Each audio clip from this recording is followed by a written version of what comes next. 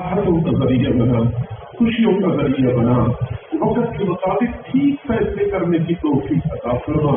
کریم اللہ قدم قدم پہ ان کی رہنمائی فرما، قدم قدم پہ ان کی رہنمائی فرما۔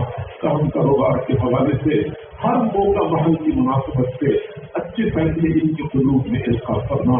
کریم اللہ یہ کاروبار ان کے لیے رزق حلال کا ذریعہ بنا، عزتوں کا ذریعہ بنا، سکون اور اطمینان کا ذریعہ بنا، اور پھر یہی کاروبار ان کے لیے آخرت کے دن کی سرخروئی کا بھی ذریعہ بنا، آخرت کے دن کی کامیابی کا بھی ذریعہ بنا۔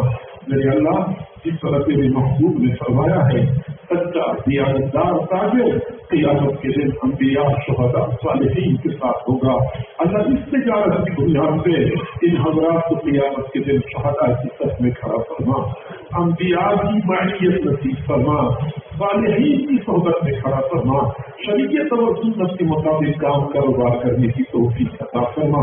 جتنے بھی دوست احباب یہاں موجود ہیں جو کاروباری حضرات ہیں اللہ ان کو شریعت و سنت کی اتباع کی توفیق عطا فرما، کاروباری فراخی نصیب فرما، قرضوں سے محفوظ فرما، مرضوں سے محفوظ فرما، تنگی اور تندرستی سے محفوظ فرما، حلال و فراخ عزت نصیب فرما۔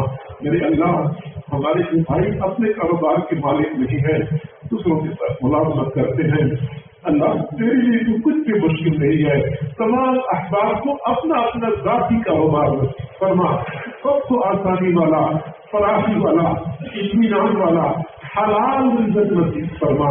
ہماری اس دعاؤں کو اپنی رحمت سے قبول و منظور فرما۔ صلی اللہ تعالی علی خیر خلقہ محمد وآلہ واصحابہ اجمعین برحمتک یا ارحم الراحمین۔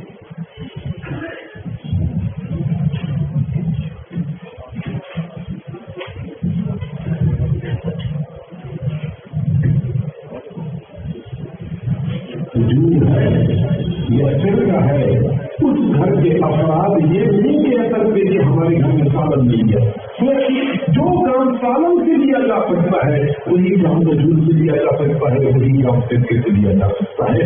تو دوسری بات ہمیں یہ ذہن میں